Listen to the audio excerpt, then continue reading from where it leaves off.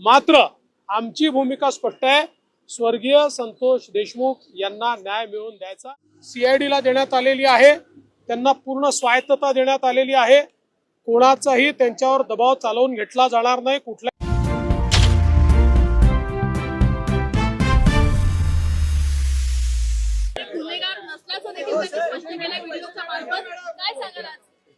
असं आहे की मी पहिल्या दिवशीपासून सांगतोय, बीडच्या प्रकरणामध्ये कोणालाही आम्ही सोडणार नाही।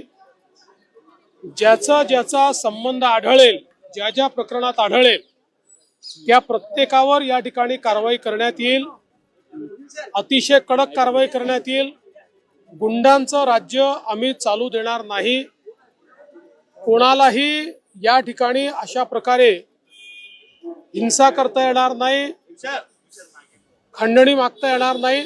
या दृष्टीने तपास अतिशय गतिशील केलेला आहे आणि त्यामुळेच आज त्यांना त्या ठिकाणी शरणागती पत्करावी लागली आहे। आता हत्येतले जे आरोपी फरार आहे त्यांना पकडण्याकरता देखील वेगवेगळ्या टीम्स या पूर्णपणे कामी लागलेल्या आहेत आणि कुठलाही आरोपी आम्ही त्या ठिकाणी सोडणार नाही। सगळ्यांना शोधून काढू। आज स्वर्गीय संतोष देशमुख यांच्या बंधूंची माझी फोनवर चर्चा झालेली आहे। त्यांनाही मी आश्वस्त केलेलं आहे की तुम्ही काळजी करू नका, काय वाटेल ते झालं तरी सगळे दोषी शोधून आणि जोपर्यंत ते फासावर लटकत नाही तोपर्यंतची सगळी कारवाई पोलीस करतील, हा विश्वास मी त्यांना दिला आहे। कोणचा गुन्हा दाखल होईल, कसा होईल हे सगळं पोलीस सांगतील। हे पोलिसांचं काम आहे। जे जे पुरावे आहेत त्याच्या आधारावर कोणाला सोडणार नाही हे मी स्पष्टपणे सांगितलेलं आहे। त्यामुळे या संदर्भात वेळोवेळी पोलीस निर्णय करतील, पोलीस ब्रीफिंग करतील। जाणीवपूर्वक ही केस सीआयडीला देण्यात आलेली आहे। त्यांना पूर्ण स्वायत्तता देण्यात आलेली आहे। कोणाचाही त्यांच्यावर दबाव चालवून घेतला जाणार नाही, कुठलाही दबाव राहणार नाही।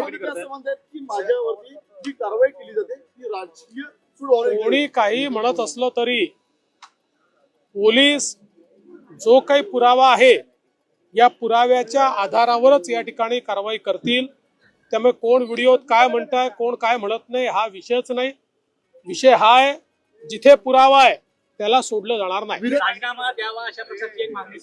मला या प्रकरणातल्या राजकारणामध्ये जायचं नाही। मी पहिलेपासून सांगतो, कोणाही विरुद्ध पुरावा असेल तर द्या। ज्याच्या विरुद्ध पुरावा असेल आम्ही शोधतोय, कोणाजवळ दुसऱ्याजवळ असेल त्यांनी पण द्यावा। पण माझ्याकरता स्वर्गीय संतोष देशमुख यांच्या हत्येला कारणीभूत लोकांना शिक्षा होणे हे महत्वाचं आहे। काही लोकांना केवळ राजकारण महत्वाचं आहे, त्यांचं राजकारण त्यांना लखलाभ, त्यांच्या राजकारणाने मला वाटत नाही की काही फार त्याच्यात काही फायदा होईल।